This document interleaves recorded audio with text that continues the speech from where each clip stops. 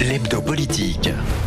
Bonsoir et bienvenue dans l'hebdo politique, votre rendez-vous politique du dimanche soir sur Radio Sensation en association avec TV78, épisode 246. Ce soir, mon invité est le maire de Carrières-sous-Poissy, Eddy Haït.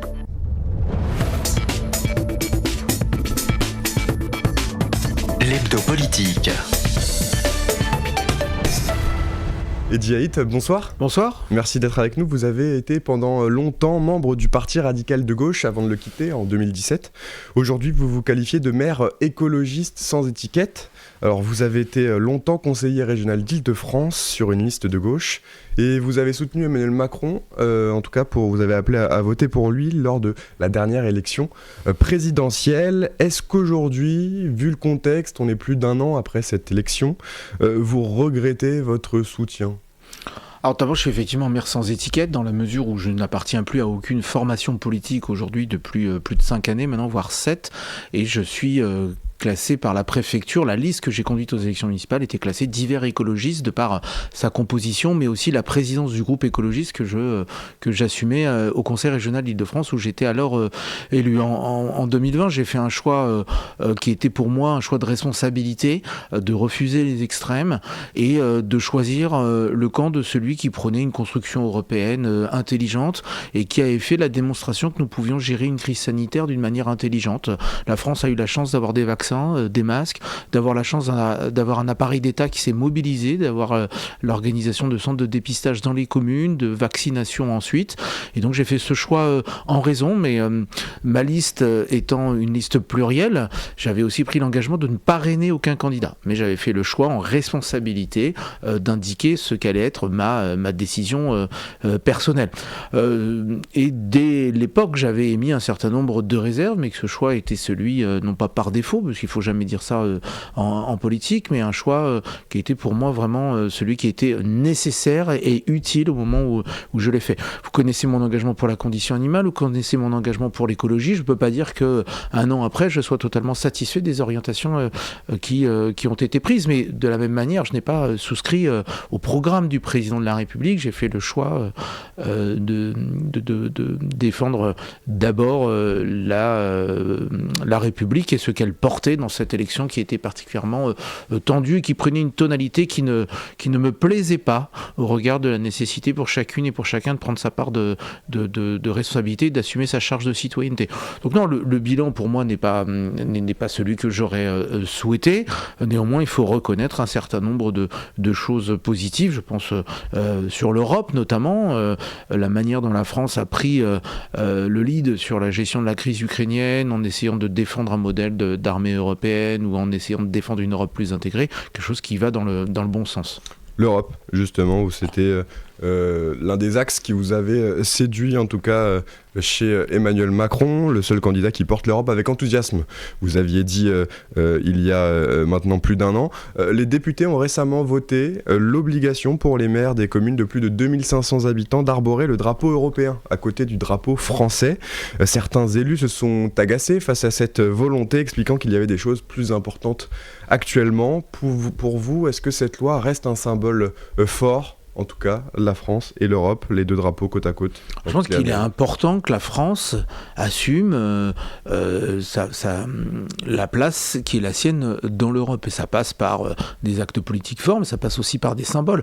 C'est pas qu'il existe des choses plus importantes que de mettre le drapeau. C'est important aussi de mettre le drapeau européen. Je ne sais pas s'il fallait contraindre. Carrières-sous-Poissy, ça fait bientôt plus de 15 ans que le drapeau européen... Dans la plupart des villes, ça a déjà depuis... C'est quelque chose d'assez naturel. Nous, assez dans longtemps. Les écoles, les équipements publics, en mairie. La ville a célébré toute l'Europe tout au long du mois de mai. Nous étions encore récemment avec les ressortissants européens résidant à Carrières-sous-Poissy, à l'hôtel de ville, pour une réception à leur honneur. Donc nous faisons vraiment de l'Europe un ADN des communes, en général, et de Carrières-sous-Poissy en particulier. Donc c'est bien que le drapeau européen flotte au fronton des mairies. Ce débat aurait dû être peut-être l'occasion de renouer avec un certain idéal européen et d'amener ça avec plus de finesse peut-être dans le débat public. Voilà. Maintenant, la caricature a été faite par les populistes qui, eux, voient le drapeau européen comme si c'était un drapeau d'occupation. Enfin, c'est quelque chose d'assez fou quand même. Dans un an, ce sera le 9 juin 2024, les élections européennes auront lieu. La gauche ne sait pas encore si elle fera liste commune. Il faut dire que les projets européens sont parfois différents entre LFI, Europe Écologie Les Verts, ou encore le PS. Avec quel projet européen vous vous sentez le plus proche ? On vient de parler d'Europe à l'instant. Alors, d'abord, moi j'ai beaucoup de respect pour celles et ceux qui militent à gauche aujourd'hui et qui portent une voix de l'opposition. Seulement moi je laisse les partis de gauche à leur turpitude, et là cette incapacité à pouvoir s'entendre sur un modèle européen parce qu'une formation déciderait que l'Europe incarne une part du mal de notre quotidien. Ce n'est pas possible pour des partis qui ont été profondément européens. Donc moi je me positionnerai sur un projet européen qui sera clair, ambitieux, enthousiaste et qui ira vers plus d'Europe intégrée, plus de politiques publiques européennes efficaces pour une Europe de la défense, pour une Europe qui nous permet de relever les défis du changement climatique. Aujourd'hui, j'attends de voir ce qui se prononcera et ce qui se présentera à l'électeur. Vous avez des exemples concrets d'aide de l'Union européenne pour votre ville, Carrières-sous-Poissy ? Oui, alors déjà, vous avez un bel espace naturel sensible qui est le parc départemental du Peuple de l'Herbe, donc géré par le conseil départemental des Yvelines, qui a investi près de 30 millions dans la commune et qui est un parc qui est labellisé Life Plus par la Commission européenne par sa qualité environnementale. Et pour cela, il y a eu plus d'1 million d'euros versés par la Commission européenne. Vous avez également la Fabrique 21, qui est un hôtel d'entreprise pour les éco-constructeurs, fabriqué par des éco-constructeurs, qui a également là bénéficié de fonds européens. Je pense également à une partie de la réhabilitation de l'ex-plaine maraîchère de Carrières-sous-Poissy, le Cœur Vert, sa phase 1, qui a aussi profité de fonds européens, et puis nos jeunes qui peuvent profiter de la mobilité professionnelle ou de la mobilité étudiante avec les programmes Erasmus+, notamment. Et donc pour moi, c'est une évidence l'Europe sur les territoires, et d'ailleurs je suis fier que Carrières maintenant soit reconnu comme étant membre du réseau Bâtir l'Europe avec les élus locaux. On a récemment dévoilé une plaque là-dessus, c'est un réseau auquel la ville participe désormais et dont je suis le représentant auprès de la Commission européenne. Donc c'est plutôt une belle fierté pour Carrières-sous-Poissy. Les agressions envers les élus ont refait malheureusement la une de l'actualité récemment avec le maire de Saint-Brévin-les-Pins en Loire-Atlantique. Yannick Morez a vu sa maison incendiée alors qu'il avait accepté d'accueillir un centre de réfugiés dans sa commune. Ce n'est malheureusement pas la première fois et le seul exemple en tout cas de violence envers les élus locaux qui croient depuis, ces exemples de violence croient depuis la crise sanitaire. Vous en avez vous-même fait l'expérience en 2021, menacé et insulté par un citoyen. Ça touche au moral, j'imagine, pour la suite du mandat. D'abord, redire tout mon soutien à mon collègue maire qui a fait l'objet de si fortes intimidations avec l'incendie de sa maison. Lui dire que c'est un vrai drame, ce qu'il a vécu, et que, en partie, je regrette sa décision d'abandonner son mandat, mais je le comprends, sa famille, sa propre sécurité doit rester la priorité, même si je regrette qu'on ne soit pas capable de protéger les élus dans ce pays correctement, puisqu'ils se sentent en danger. C'est que, quelque part, le travail n'est pas fait suffisamment. J'ai effectivement pu être menacé à plusieurs reprises ou intimidé. Moi, je considère que ça ne m'arrête pas, bien au contraire, qu'il nous faut encore convaincre davantage. Mais c'est vrai qu'on sent dans la société en général une violence qui s'est installée. Elle peut être morale, psychologique, verbale et parfois physique. Et c'est ce passage à l'acte-là qui est plutôt inquiétant parce qu'il est de plus en plus important, ce passage à l'acte. Et donc, ça n'atteint pas trop mon moral, ça a plutôt renforcé ma détermination à se dire que j'ai une responsabilité à remettre les choses un peu dans l'ordre avec d'autres collègues maires. Voilà, en tout cas, je n'ai pas l'intention, je le dis à mon opposition, de démissionner parce que la tendance est un peu compliquée en France aujourd'hui. Non, je plaisante, mais sincèrement, je pense qu'il faut tenir bon, il faut rester à la barre du navire et continuer à servir avec intérêt. En réponse à cette démission, la ministre Dominique Faure, ministre déléguée chargée des collectivités territoriales, a annoncé la création d'un centre d'analyse et de lutte contre les atteintes aux élus. Le vice-président de l'Association des maires d'Île-de-France, le maire de Mennecy, Jean-Philippe Dugouin-Clément, a déclaré que c'était du bullshit. Vous partagez son avis ? Madame la ministre Dominique Faure prend la mesure qu'elle juge nécessaire. Je pense que c'est pas ça le sujet aujourd'hui. On a besoin de rétablir l'autorité républicaine d'une manière opérationnelle, avec des moyens, mais aussi d'une manière philosophique. C'est-à-dire que la République, c'est pas un modèle institutionnel, c'est un projet politique. Et donc on a failli sur la manière de tenir une partie de ses promesses, de l'égalité, de l'accès à l'emploi, du cadre de vie vie, de la défense de l'environnement. Donc il faut restaurer une partie du cadre républicain pour redonner confiance et faire abaisser la tension. Et puis il faut qu'on ait aussi une justice plus efficace, c'est-à-dire il faut l'applicabilité des peines soit plus forte aujourd'hui dans notre pays. Alors je ne sais pas si la mesure de la ministre c'est du bullshit, mais je comprends ce que veut dire Jean-Philippe Dugouin-Clément, qui est par ailleurs un ami, que c'est pas la réponse immédiate attendue. Enfin voilà, il faut réaffirmer l'autorité républicaine dans notre pays. Ça passe, comme je vous le disais, par des moyens supplémentaires, mais aussi par un cap qui est redonné. Notre pays a besoin d'un récit narratif renouvelé. Justement, le gouvernement envisagerait d'accentuer les sanctions dans une future loi qui sera présentée au Parlement. On pourrait désormais risquer la même chose si l'on agresse un élu que si l'on agresse un policier. Vous trouverez ça normal ? Alors il y a déjà une évolution il y a quelques temps, puisqu'aujourd'hui insulter un élu est considéré comme un outrage, donc la peine est déjà renforcée. Donc, mais pourquoi pas, mais vous voyez bien que l'escalade dans la force de la mesure n'est pas la solution. On a un arsenal législatif, un arsenal pénal en France qui est très fort, très élevé. La question, c'est sa mise en œuvre. Et je pense sincèrement qu'on manque aujourd'hui de cette présence de l'autorité en proximité qui rappelle les règles du vivre ensemble. Je rejoins pour le coup les propos du président de la République. Le terme assez fort qu'il a utilisé de décivilisation sur l'état de la société, je pense qu'il a en partie raison. On est à un tournant et on doit faire attention à ce que ça ne glisse pas davantage. Pardon. Le mariage homosexuel a fêté ses 10 ans. La loi a été adoptée officiellement le 17 mai 2013. À l'époque, les débats étaient vifs. Pour préparer cette émission, j'ai retrouvé un extrait qui date du 10 octobre 2012. À l'époque, vous débattiez sur TV78 avec le maire du Chesnay qui annonçait, lui, refuser de célébrer les mariages homosexuels si la loi passait. Écoutez. Il faut trouver notre solution, sinon on va sortir dans la rue et on fera non pas les pigeons, mais on fera les aigles qui iront à Paris pour faire rejeter cette loi. Et vous verrez qu'on se mobilisera. Et si la loi passe, si elle est votée, si elle est acceptée, vous l'appliquerez ? Non.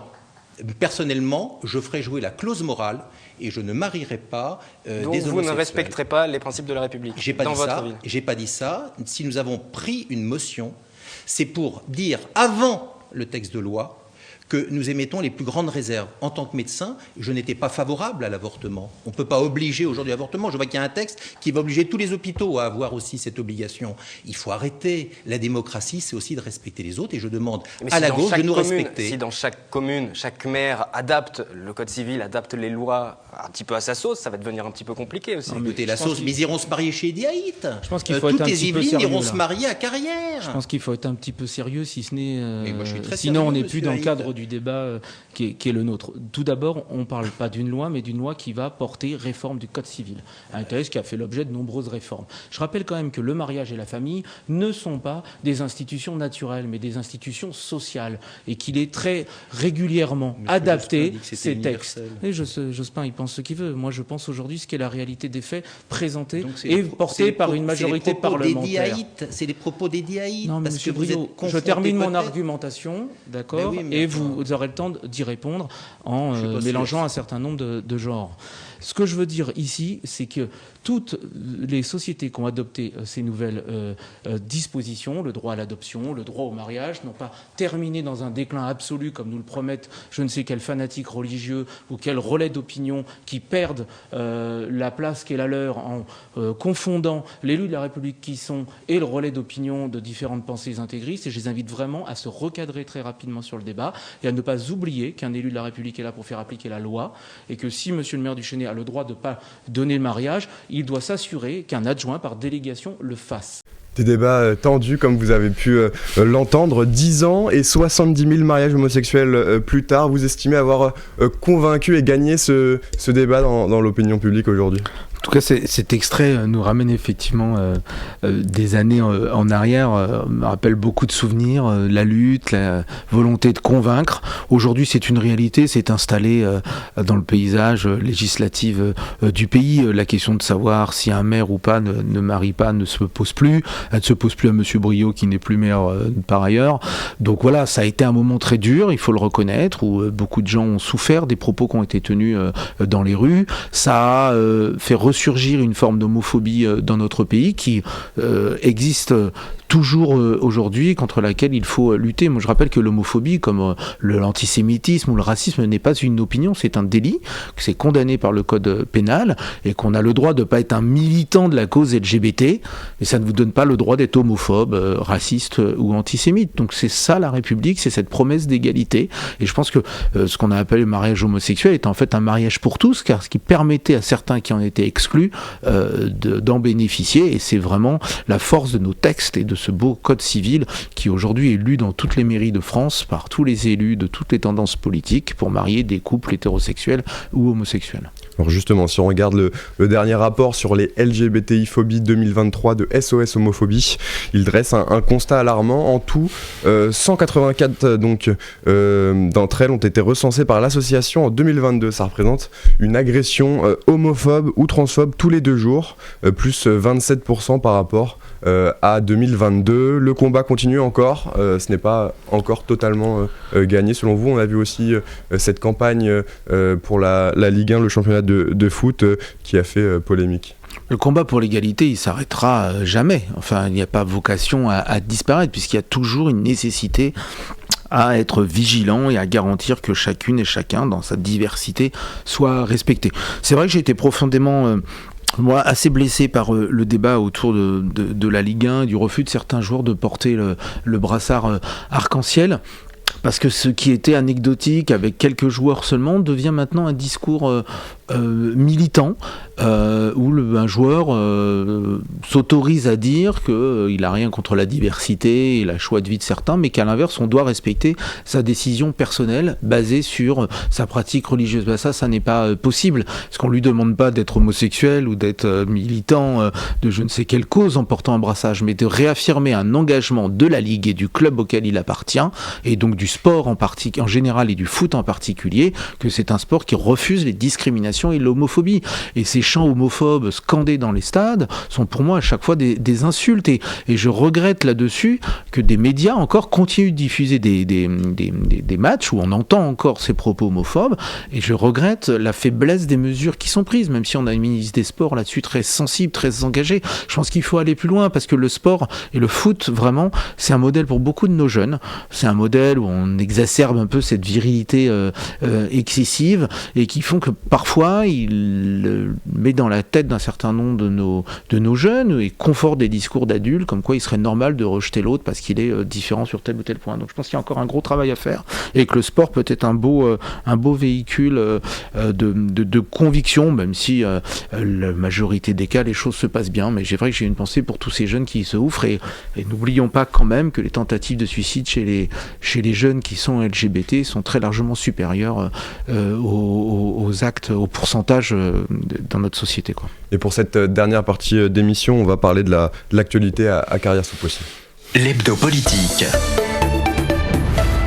Toujours avec Eddy Haït ce soir dans l'hebdo politique, maire de Carrières-sous-Poissy de 2008 à 2014 et depuis 2020, donc ville de moins de 20 000 habitants. Vous avez lancé ce mercredi une consultation citoyenne sur l'avenir de la plaine maraîchère, un lieu où se trouvait jusqu'en 2020 la plus grande décharge à ciel ouvert de France. On l'a surnommée la mer de déchets. Alors pourquoi ces déchets avaient été entreposés là et comment est-ce que vous avez fait ensuite pour les faire disparaître ?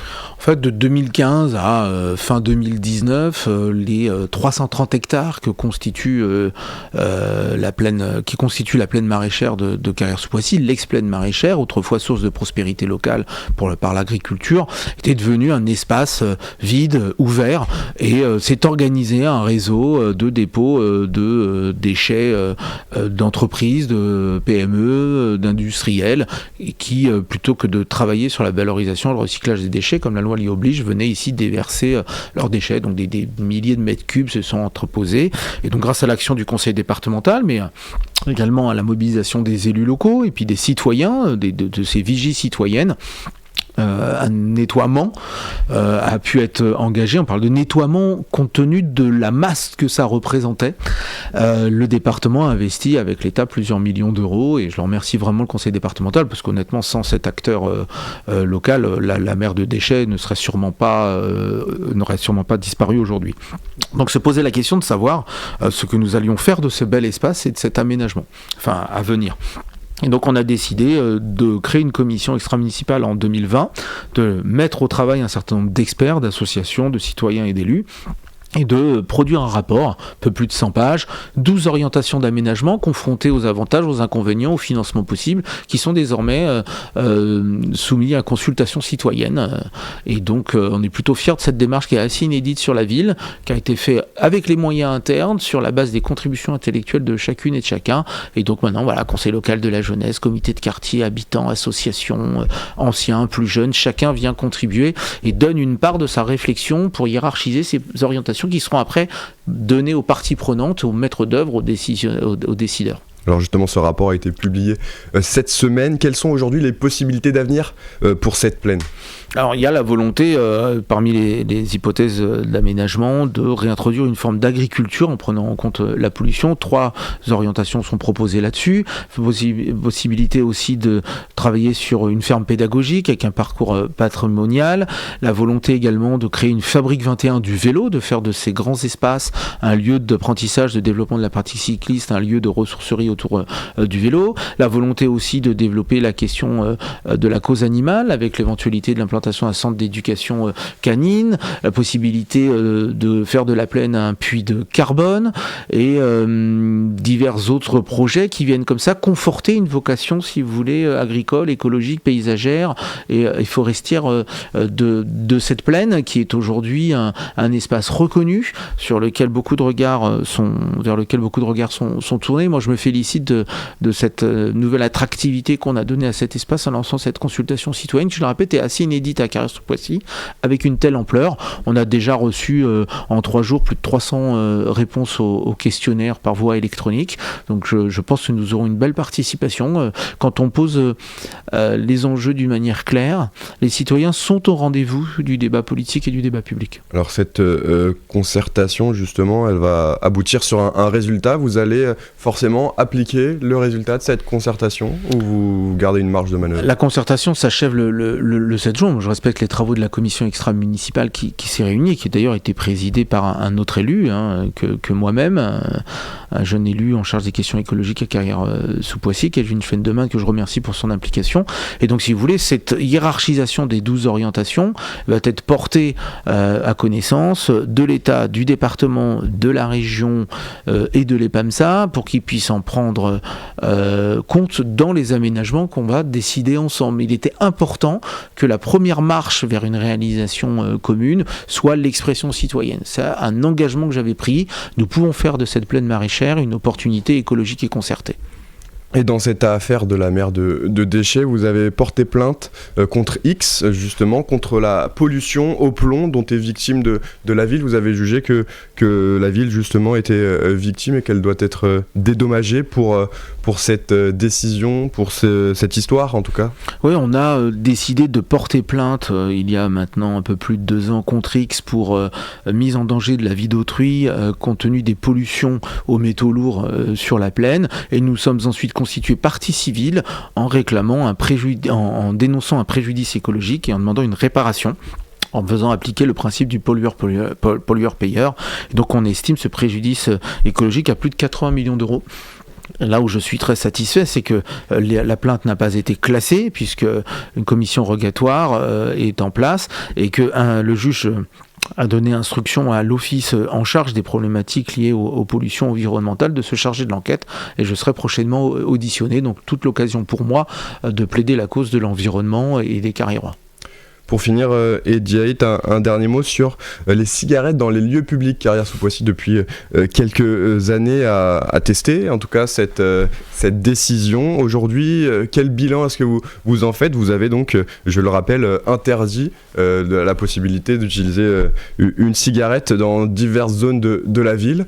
Quel bilan est-ce que vous faites On a décidé par arrêté municipal de créer 40 espaces dits sans tabac en lien avec la Ligue contre le cancer, Carrière étant reconnue ville engagée contre le cancer. On constate d'abord moins de mégots sur la voie publique, mais on constate surtout une vraie adhésion à ce dispositif dans la mesure où les gens ont conscience de la nécessité de lutter contre le tabagisme passif et d'avoir un message de prévention à l'égard des plus jeunes. C'est pourquoi les zones sont aux abords des écoles, des équipements publics, des places, des jardins. Donc ces lieux de vie, même le marché à Carrière-sous-Poissy le dimanche matin est un espace sans tabac et c'est respecté par les commerçants et les clients qui se mettent en marge du marché pour fumer. Et donc on peut, sur l'espace public, réglementer, faire passer des messages de santé publique et d'intérêt général. J'en suis convaincu. C'est respecté, vous n'avez pas eu trop de mauvais retours? C'est objectivement respecté. Quand quelqu'un soit n'a pas vu le panneau, soit fume, on lui explique gentiment, il comprend qu'en fait que sa pratique personnelle du tabac peut être un danger pour d'autres. Donc ça devrait être généralisé. Je pense que ça pourrait être généralisé ou renforcé en toutes les expérimentations dans d'autres villes. Ça se fait dans plein de pays où vous avez clairement, même dans l'espace public, dessiné au sol des espaces où se retrouvent les fumeurs. Ça a lieu au Japon, mais dans plein d'autres pays, et c'est respecté.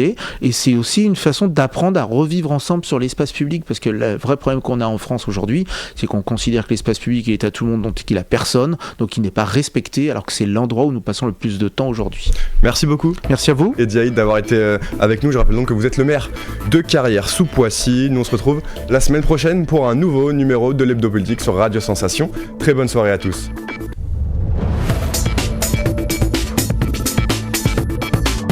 L'Hebdo Politique.